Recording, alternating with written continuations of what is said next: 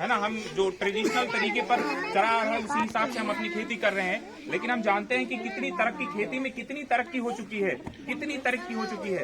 एक अगर आपको खेती में भी आपको पता होगा एक अच्छा पैसा कमाया जा सकता है, अच्छा खासा पैसा कमाया जा सकता है। लेकिन जरूरत यह है कि आपके पास नॉलेज होनी चाहिए, आपके पास इंफॉर्मेशन होनी चाहिए। ये इंफॉर्मेशन आपको कहाँ से मिलेगा? ये इंफॉर्मेशन आपको सेंटर से मिलेगा। ये भी गवर्नमेंट, मैं कुछ नहीं करूंगा इसमें, मैं बस आपको एक माध्यम प्रोवाइड करा दूंगा, एक जरिया आपको दे दूंगा। आप वहां बैठ करके कुछ भी प्रॉब्लम हो खेती से रिलेटेड आप पूछ सकते हैं, है ना। तो ये भी एक मेरा प्लान है, एक मेरा एजेंडे में शामिल है। कम्युनिटी हॉल, हमारे यहाँ शादी ब्याह ऐसे ही हो जाता है, कहीं भी रास्तों पर तंबू गाड़ देते हैं और शादी हो जाती है। अगर आपके गांव में जैसे पंचायत भवन है या कहीं और जमीन है, पंचायत भवन जो हमारे यहाँ है उसमें इतनी जमीन है कि अगर उसका अच्छे से डेवलपमेंट किया जाए, उसका अच्छा से प्लानिंग करके बनाया जाए, ये मैं आउट ऑफ बजट की बात नहीं कर रहा हूँ, ये मतलब ऐसी कोई चीज नहीं कि न बनाया जा सके। बहुत सारी जगहों पर ये ऑलरेडी चल रहा है। तो कम्युनिटी हॉल का कॉन्सेप्ट ये है, आइडिया ये है कि अगर ये आपके गांव में बन जाए, अच्छे से प्लानिंग करके बन जाए, तो आप वहाँ शादी विवाह कर सकते हैं और बहुत सारे फंक्शन कर सकते हैं, जिसके लिए आपको किराया देना पड़ता है। बहुत सारी चीजें, टेंट लगवाएंगे, फलां ढका, दुनिया भर की चीजें, तो कितना खर्चा पड़ता है। अगर आप आसानी से अच्छे से हर मौसम में, बरसात में भी आप बैठ करके आसानी से अपना सारा फंक्शन यहीं से कर सकते हैं। वहीं कम्युनिटी हॉल में आप एक जिमखाना भी खोल सकते हैं। जिमखाना आपको पता होगा कि एक खेल मिनिस्ट्री है, पैसे आते हैं लेकिन कभी पहुंचते ही नहीं है। एक साल लगभग 6-7 साल पहले की बात है, मैं खुद खेल मैनेजर हूँ इस गांव का। आपको पता, आप किसी को भी शायद ना पता हो, मैं इस गांव का खेल मैनेजर रह चुका हूँ। आपको हैरानी होगी जान करके, है ना।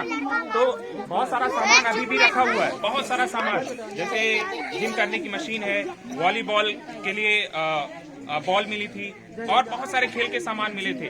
खेल मिनिस्ट्री इतना पैसा हमारी गवर्नमेंट खर्च करती है, लेकिन हमारे गांव तक कुछ भी नहीं पहुंचता। खेल कितना इंपॉर्टेंट चीज है। ये जिम्नास्टिक्स, अगर इसमें हम अपने बच्चों को ट्रेन करें तो क्यों नहीं हमारे बच्चे आगे जा सकते हैं, है ना। जिमखाना, एक smart conference hall. Smart conference hall ये भी कोई नई चीज नहीं है, क्योंकि हम देख रहे हैं टेक्नोलॉजी कितनी आगे आ चुकी है। जिस तरह से हम बात करते हैं, ये पूरा एकदम इनकलाबी तौर पर बदल गया है ना, इनकलाबी तौर पर। जब से ये कोरोना हुआ है, हम देख रहे हैं कि जो पढ़ने का तरीका है, पढ़ने पढ़ाने का तरीका है, वो भी कम्प्लीटली बदल चुका है। सब कुछ ऑनलाइन हो रहा है, असाइनमेंट बच्चों का ऑनलाइन हो रहा है, टीचर ऑनलाइन पढ़ा रहे हैं, है ना, सब कुछ ऑनलाइन हो रहा है आजकल। तो अगर आपके गांव में एक स्मार्ट कॉन्फ्रेंस हॉल हो जाए तो ये कितनी अच्छी बात है। और सबसे जो मेरा ड्रीम प्रोजेक्ट है, जिसके लिए शायद मैंने खुद को समझाया कि मैं इस गांव में रुकूं, कुछ काम करूं। शिक्षा के मामले में इतनी बुरी हालत शायद कहीं नहीं होगी।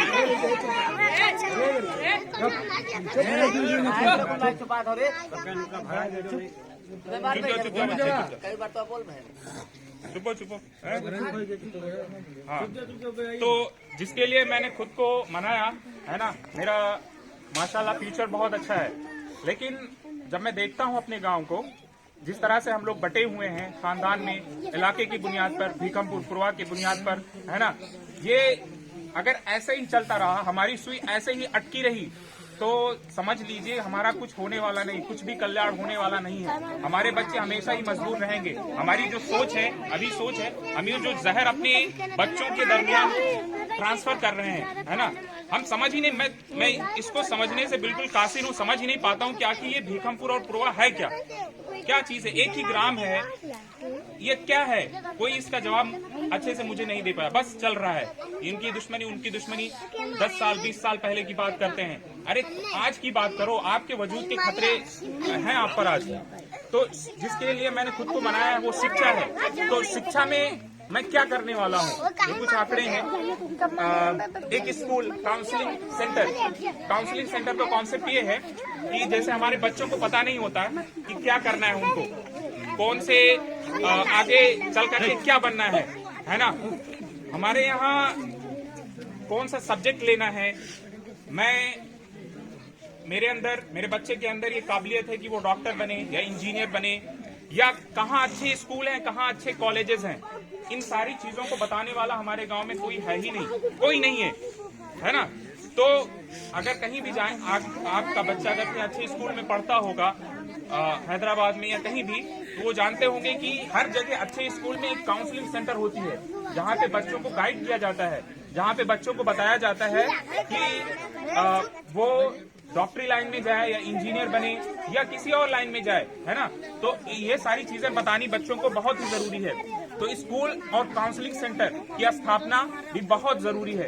एक कोचिंग सेंटर, मेरा मकसद ये है, मेरा ड्रीम ये है, ड्रीम प्रोजेक्ट है मेरा ये शिक्षा, कि आने वाले 5 सालों में नहीं, लेकिन एक ऐसा माहौल तैयार किया जाए कि आने वाले 5 सालों में कम से कम 50 बच्चों को, अपने गांव के होनहार 50 बच्चों को तैयार करके देश के नामी ग्रामी स्कूलों में पढ़ाया जाए, देश के नामी ग्रामी स्कूलों में अपने बच्चों को भेजा जाए, ताकि जो देश के जो गवर्नमेंट के जो स्कूल्स हैं, बड़े बड़े स्कूल्स हैं, उसमें बहुत ही कम फीस लगती है। आपको जानकर हैरानी होगी कि आपके एक भी पैसा आपको पे नहीं करना पड़ेगा। अगर आपका बच्चा एक सरकारी स्कूल में, यूनिवर्सिटी में पढ़ता है, तो सारा का सारा फीस गवर्नमेंट देती है, आपको एक भी पैसा खर्च नहीं करना पड़ेगा। लेकिन यहाँ शिक्षा पे बिल्कुल कोई बात ही नहीं करता है, कोई भी बात नहीं करता है। हमारा बच्चा 14-15 साल का होता नहीं है कि हम हैदराबाद भेज देते हैं मजदूरी करने के लिए। बताओ, इतनी खराब कंडीशन है, अल्लाह ना करे, है ना, कि सारा का सारा कोई डाइवर्सिटी नहीं है हमारे गांव में, सारा का सारा एक ही काम करता है, पीओपी, मजदूरी। अगर यही हालात रहें तो जिस तरह से हमारी इकोनॉमी खस्ता हाल, हमारे देश की इकोनॉमी जिस तरह से खस्ता हाल होती जा रही है, अगर इसी तरह रहा तो हमारे बच्चे सब भाग करके ही गांव में आएंगे, है ना। सोचिए कितना हमारे सामने समस्या खड़ी हो जाएगी। तो मेरा मकसद सिर्फ यही नहीं है कि बच्चों को पढ़ाया जाए, बल्कि ये भी एक बहुत बड़ा मकसद है कि अपने बच्चों को डिफरेंट फील्ड्स में भेजा जाए। हमारे बच्चे पुलिस बने, हमारे बच्चे और बहुत सारे डिपार्टमेंट में जाएं, वकील बने। कोई नहीं है, एक भी बच्चा हमारे गांव, एक भी आदमी हमारे गांव का वकील नहीं है। कोई भी कोर्ट कचहरी में यहाँ जाते हैं तो कोई भी कुछ भी बता करके आपसे पैसे ले लेता है ना। तो एक कोचिंग सेंटर, एक लाइब्रेरी, एक छोटी सी लाइब्रेरी होना चाहिए, तो ताकि एक माहौल बने। ये सारी चीजें बजट के अंदर ही है ना। और हमारे यहाँ सरकारी योजना, सारे लोग इसी के पीछे भागते हैं, राशन कार्ड के पीछे और बहुत सारी चीजें। आपको पता है क्या? आपको पता है कि इन सारी योजनाओं के अलावा गवर्नमेंट और कौन सी योजना चला रही है? आपको शिक्षा में कोई योजना पता है जो अपने बच्चों को फायदा पहुंचाना चाहते हैं? कोई पता है? शिक्षा में कोई ऐसी योजना आपको पता है? या आप बिजनेस करना चाहते हैं पिछड़ी जातियों के लिए या अनुसूचित जातियों के लिए, गवर्नमेंट बहुत सारी चीजें चला रखी है, लेकिन आपको पता है? कुछ भी नहीं पता है, क्योंकि हम बस यहीं तक रह जाते हैं। राशन कार्ड हमें अब नाम घटवाना है, हमको राशन नहीं मिल रहा है, ये नहीं मिल रहा है। ये सारी चीजें आपका हक है, ये आपको मिलना ही मिलना है ना। लेकिन इससे ऊपर उठकर सोचिए आप, इससे ऊपर उठकर आप अपने सोचने का दायरा बढ़ाइए, अपने बच्चों को पढ़ाइए। आज थोड़ी मुश्किलात का सामना करना पड़ सकता है, लेकिन ये सोच करके चलिए कि आने वाला फ्यूचर हमारा अच्छा होगा। अपने आप को एम्पावर कीजिए, अपने आप को ताकतवर बनाइए, है ना। कब तक मजदूरी करते रहेंगे? कब तक हमारा गांव एक पिछलग्गों की तरह दूसरे लीडरों की क़यादत में रहेगा, है ना। तो यही सारी चीजें हैं। मेरा कुछ चीजें मैं आपको बताया हूं जो बहुत ही जरूरी है हमारे गांव के लिए, जिसकी वजह से हमको बहुत सारी समस्याओं का सामना करना पड़ता है ना। तो ये मेरे प्लान है। मैं ये नहीं कहता कि आप मेरा इंतखाब कीजिए, लेकिन इस बात को आप जरूर ध्यान में रखिए, इस बात को आप जरूर सोचिए कि आपके पास अगर कोई लीडर, कोई भी आपके पास वोट मांगने आता है, तो आप सवाल उठाइए, आप उनसे क्वेश्चन पूछिए। आप जैसे बहुत सारे लोग कहते हैं कि लोग पैसे देकर के अपना वोट बेच देते हैं, आप अपना वोट ही नहीं बेचते, अपना समझ लीजिए अपनी आवाज को बेच देते हैं, है ना। बहुत सारे लोग कहते हैं कि अरे समाज बहुत बुरा है, समाज ये है, समाज वो है, कुछ नहीं होने वाला है। अगर यही सारी बात करेंगे तो बदलाव कैसे आएगा हमारे समाज में? अगर ये इसी सोच को थोड़ा सा चेंज करके हम ये कहें कि बदलाव आएगा हमारे समाज में, क्यों नहीं आएगा? सारे के सारे लोग एक ही सुर में बात कर रहे हैं, है ना। जैसे मशीन चलती है, कोई मशीन है, उसी तरह से हम लोग उसी सोच, एक ही धरने पर हम लोग सोचे जा रहे हैं। अपने सोच को बदलिए थोड़ा सा, अपने सोच को थोड़ा सा वसी कीजिए। कोई भी लीडर आपके पास है तो उससे सवाल कीजिए कि हमको क्या मिल रहा है, राशन के अलावा हमको क्या, आपको क्या दे रहे हैं, हमारे बच्चों का फ्यूचर क्या है ना। तो यही सारी चीजें हैं। अगर आपके पास कोई क्वेश्चन है तो पूछ सकते हैं, कोई सवाल है तो पूछ सकते हैं। जाहिल में नहीं, जाहिल उसको नहीं कहते, समझदारी असल चीज होती है ना। किसी के पास सर्टिफिकेट हो जाए तो पढ़ा लिखा नहीं होता है। समझदारी कितनी है आपकी, अंडरस्टैंडिंग कितनी है, वो चीज है। हमारे यहाँ जो गुज़िश्ता प्रधान जो भी रहे हैं वो सिर्फ गांव वालों के लिए प्रधान रहे हैं, बाकी बीएलओ क्या काम कर रहा है या सिक्योरिटी क्या काम कर रहा है उससे उनका कोई मतलब नहीं होता है। हमें कोई काम सेक्रेटरी से करवाना होता है, हम खुद जाकर करवाते हैं, जबकि ये काम प्रधान का होना चाहिए कि सेक्रेटरी प्रधान के अंडर आता है। बीएलओ तो बूथ लेवल ऑफिसर होता है, वो प्रधान के और अंडर में आता है। लेकिन ये अपनी मर्जी से आते हैं, अपनी मर्जी से चले जाते हैं। बीएलओ जो भी है रामपाल और कई लोग हैं बीएलओ, और जो सेक्रेटरी है हमारा, इससे पहले मैं अब कोई ऐसी वैसी बात नहीं करना चाहिए, वो है अब नहीं है शायद। वो अभी जो किसानों को जो सैलाब खेतों को हमारा सैलाब आ जाता है, फसल नुकसान हो जाती है, तो गवर्नमेंट की तरफ से पैसा मिलता है और हर खेत की तरफ से खेत की पैमाइश के हिसाब से पैसा मिलता है। लेकिन वो सेक्रेटरी क्या करता था कि जैसे आपके नाम से 3 खेत है और आपके नाम से 3 चेक आया था 750 का या 1450, इस तरह से अमाउंट थे, इस तरह से रकम थे, लेकिन वो सिर्फ 1 चेक देता था, जबकि ये सरकार के यहाँ से नाम लिखकर आया था आपके नाम से 3 चेक, लेकिन वो सिर्फ 1 चेक देता था और कोई कुछ बोलने वाला नहीं था। और वो ये बात कहता था कि यहू न पई हो तब का करें भाई, काहे न पई? हाँ, 3 चेक, अगर 3 चेक हमारे नाम से आया है तो इन चीजों तक हमारा हक है, वो हम लेंगे भाई, जबरदस्ती लेंगे। आप नहीं दे रहे हैं, कोई नहीं दे रहा है, तो प्रधान को जानना चाहिए।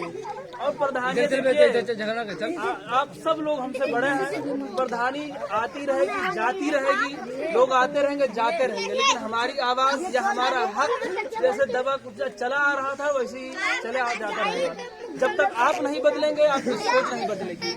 तो इस बार की जो प्रधानी है वो दरीना रिवायत है या पुरानी रिवायत की तरह से जो एक बैलगाड़ी के पहिए की तरह चली जा रही थी, उससे हटकर इस बार आप वोट करें, आप इंतखाब करें और यहाँ से सोच कर जाएं कि इस बार हमें बदलाव लाना ही लाना है और अपना हक हमें मांग कर नहीं छीन कर लेना है।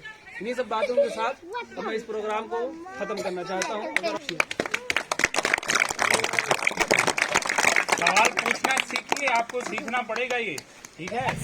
आपको अगर ऐसे ही चुपचाप रहेंगे तो भले ही आप अपने खानदान के लीडर को प्रधान बनाते हैं, आपको बेवकूफ, आपको ऐसे जज्बात में भड़का करके वोट आपका ऐसे ले जा करके, ठीक है, अपना फायदा। हमारे यहाँ प्रधान नहीं होता है, ठेकेदार होता है, ठेकेदारी चलती है और कुछ नहीं होता है, ठीक है। तो आप प्रधान बनाइए, अच्छा प्रधान बनाइए, वोट इस बेसिस पे कीजिए कि वो क्या कर रहा है गांव के लिए, ना कि आपके लिए। गांव के लेवल पर सोचिए, अपने बच्चों के मुस्तकबिल के बारे में सोचिए।